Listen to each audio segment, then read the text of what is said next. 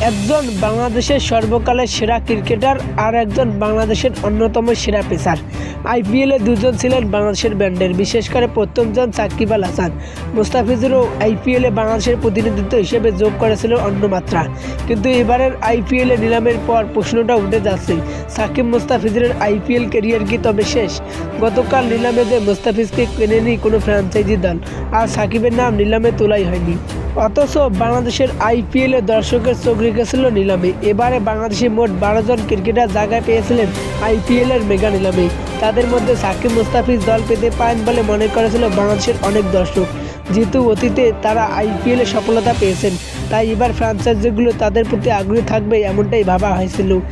কিন্তু বাংলাদেশি দর্শকদের ভাবনার সঙ্গে ফ্র্যাঞ্চাইজিগুলো নীতি নির্ধারকদের ভাবনা মেলেনি। এ কারণে সাকিব মুস্তাফিজ সহ এবার আইপিএলে দল পায়নি কোনো Bangladeshi cricketer. Hasan Ali, sports desk, Dhaka.